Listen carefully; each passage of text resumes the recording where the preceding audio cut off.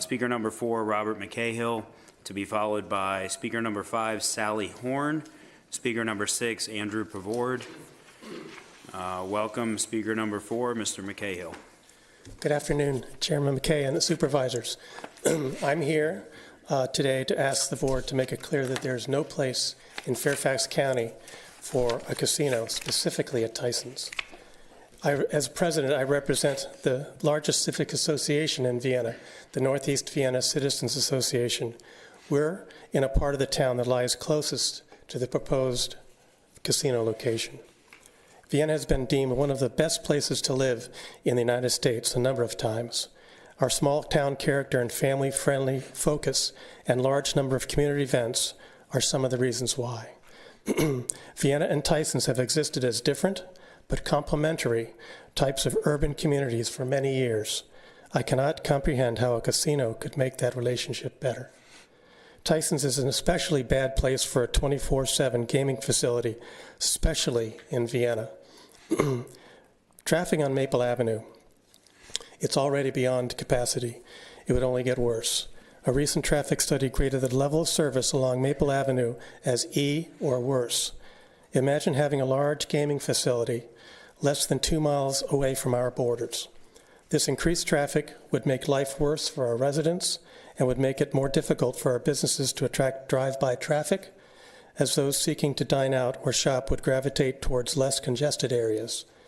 A nearby casino could easily lead to lower commercial property values, the closing of our local businesses, and replacement by the type of businesses that co-locate with gaming sites, especially like businesses as pawn shops, tattoo parlors, or the like. The negative impact on Vienna's family-friendly image could be enormous. We're also concerned about the negative impact of the casino on our residential property values. I'm sure that you've heard that studies have shown that nearby residential property values decline significantly when casinos are built. Finally, the board should consider that what you are asking Vienna to absorb. Vienna is the closest town to the proposed casino locations. We, along with Tyson's, McLean, and Great Falls, would be the most negatively affected communities. Vienna, in particular, would be asked to pay the price in terms of increased crime, lower property values, and added traffic congestion, but we would get virtually none of the additional tax benefits, as the proposed location for the casino lies outside our boundaries. Vienna already pays more than its fair share of taxes to Fairfax County, as we tax ourselves for services that the town provides, but that are provided by the county elsewhere. It's patently unfair to ask this of Vienna. Thank you. Thank you very much. Speaker number 5 is Sally Horn. Ms. Horn, welcome.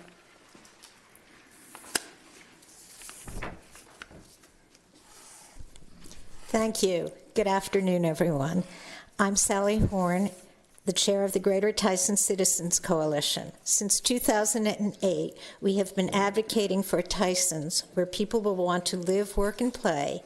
Businesses, small and large, will want to locate and can succeed.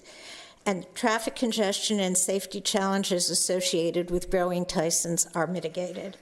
We recognize that the board's initial communications with the Virginia Senate focused on process concerns because neither you nor we, your constituents, had a seat at the table. Sadly, however, those initial communications have been interpreted as tacit support.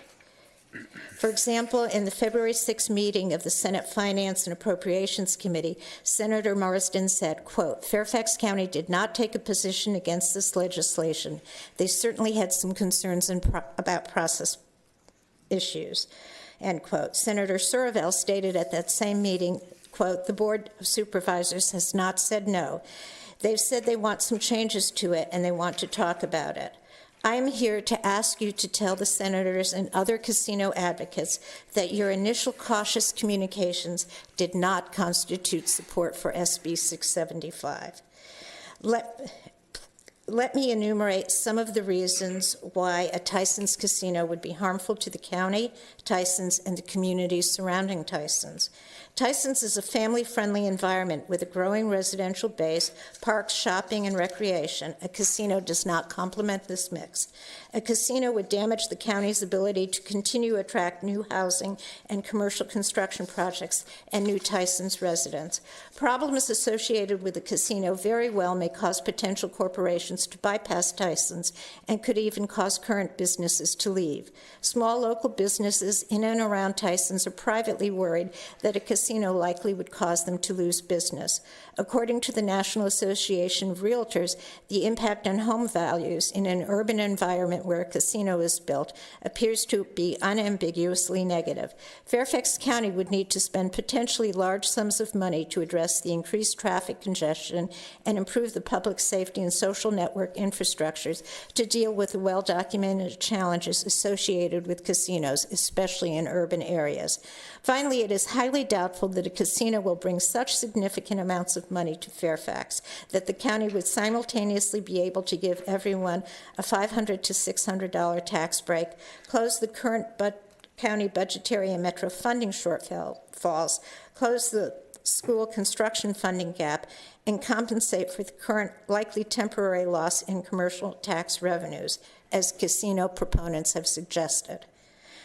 Please let casino supporters know that Fairfax County's Board of Supervisors does not support a casino, will work to discourage reintroduction of authorizing legislation, and if necessary, work to encourage rejection of such legislation. Thank you for your time. Thank you, Ms. Horn. Appreciate your testimony. Speaker number 6 is Andrew Pavord, to be followed by Speaker number 7, Jim Battle. Welcome, Andy. Good evening. I am Andy Pavord. I'm a resident of Providence District. As you know, the General Assembly may direct a study of the proposed casino in Fairfax County. It is important that such a study be objective and unbiased.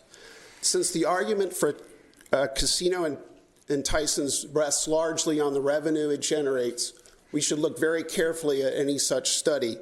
And we should look at 3 different things, at least.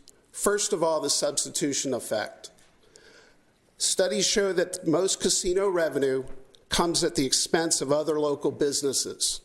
Casino tax revenue is a substitute for tax revenue lost when local businesses lose customers. A recent Federal Reserve study recognizes that substitution effects may be so powerful that they overcome gaming revenue, leading to net negative revenue for the state and the county. And if you don't believe that, if you don't believe the Federal Reserve, take a look at Maryland. Maryland has a $2 billion deficit. Casinos have not saved Maryland. Second, the impact of casinos on real estate values.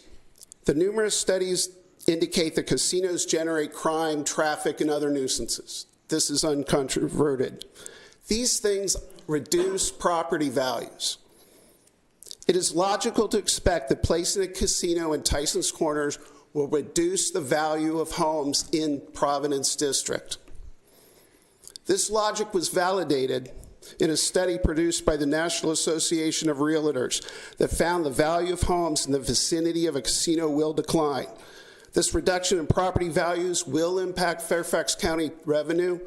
A credible study must evaluate the decline in home values due to a casino and the resulting loss of revenue to Fairfax County. Third, the economic cost or the social harm that casino-generated gambling addiction will impose in Fairfax County. There is an abundance of reporting and research that describes how casinos are designed to promote casino gambling addiction. I particularly urge the member of the board to read John Rosengrant's How Casinos Enable Addiction in the Atlantic Monthly.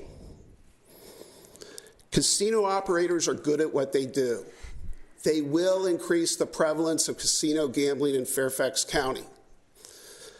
They will, and there's also a huge body of social science that demonstrates the social harm of gambling addiction. Personal bankruptcies, depression, crime, and suicide. It should come as no surprise that peer-reviewed social science shows that communities with a casino have higher rates of suicide than communities without a casino. An unbiased, credible study will include estimates of the cost to Fairfax County for dealing with these social harms. Finally, the principal findings of an unbiased study are easy to predict. I mean, if you spend some time with the literature, it's just overwhelming. The social harm caused by a casino are not worth the mirage of additional revenue. So, of course, if there's a referendum, casino billionaires are going to spend millions of dollars putting out a lot of information. And it's going to be up to citizens to combat that misinformation. So we hope you all will join us. We hope you will say loudly and clearly, no casino in Tyson's Corner or anywhere else in Fairfax. Thank you. Thank you, Mr. Bavord.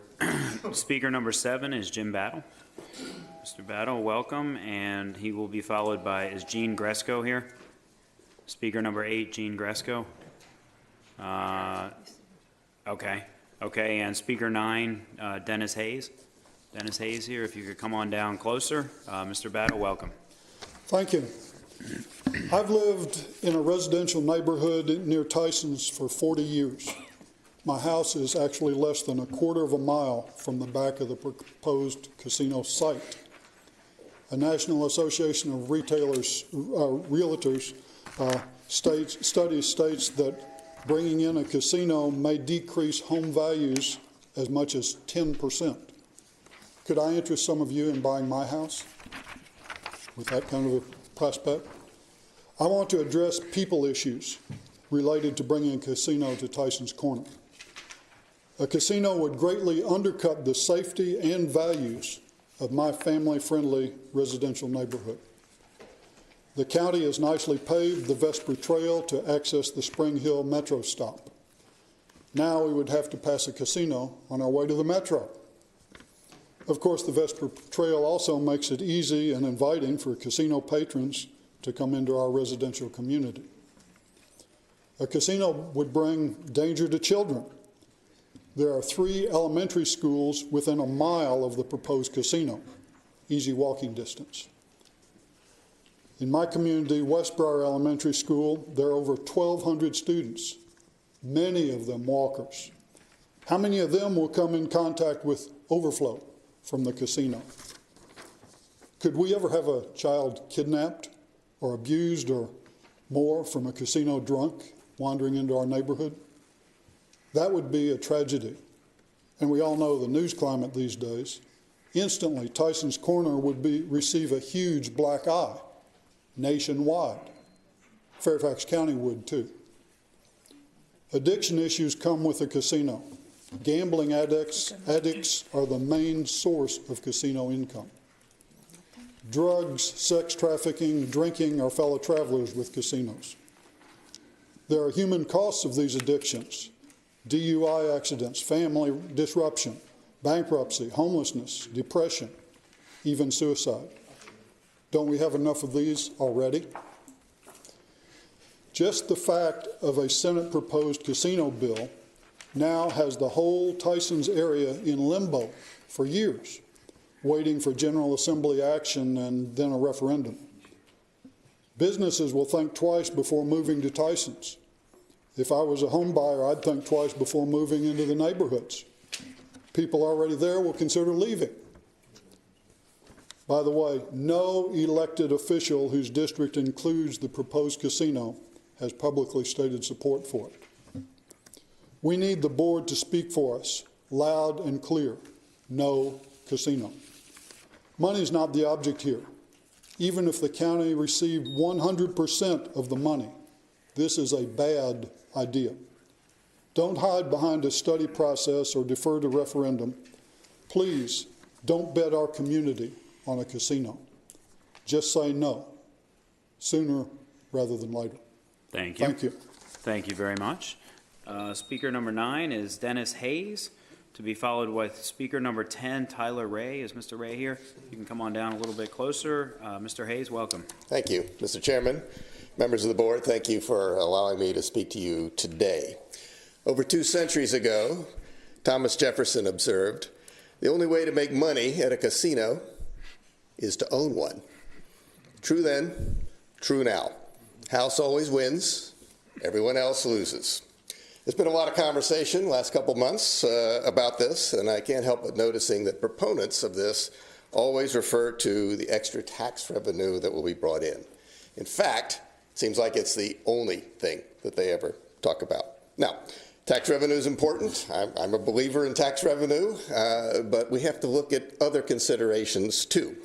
If you simply say tax revenue is the only important issue here, then you say, well, any business that provides tax revenue is therefore acceptable. Steel mill, pig farm, toxic waste dump, they all produce tax revenue. But I'm pretty confident that this board would turn all of them down. Why? Because they would be entirely inappropriate for this county. Because your constituents would tell you loudly and clearly that they are opposed to it. And because the negatives greatly outweigh any perceived positives. You know, I have to wonder, if a casino is such a good deal, why is it that the two senators who keep proposing this don't want it in their districts? I mean, why do they want to push it miles away from where their constituents are? I don't know. Now, the Las Vegas comic, guy named Tommy Cooper, said, you know, gambling brought my family much closer together. We had to move into a smaller house. Promoters never seem to mention that casinos generate income out of the pockets of our neighbors. And there's a guarantee 100% that a significant percentage of those people will be thrown into financial distress or even bankruptcy. The Gambling Research Institute has determined that 50% of the gambling revenue that goes to governments come from problem gamblers. Now, there's a lot of money involved here. We understand that. And the proponents have been freely passing it out. Over 1.2 million so far is reported, and I'm sure there's a lot more of that to come. But having campaign funds is not the same as having votes. And I think you have to look at saying whether as many ads, as many TV reports as you can put out there balance out the fact that you're going against the wills of your citizens there. We look to you. We look to you as our elected officials to protect us from special interests who believe that money overpowers common sense. We look to you to stop downstate officials from dictating what is best for Fairfax. We look for you to send a message that Fairfax is not to sell. And I'll finish. There's an old English proverb from the 16th century. It says, the best throw of the dice is to throw them away. Thank you. Thank you. Thank you, Mr. Hayes. Appreciate your testimony. And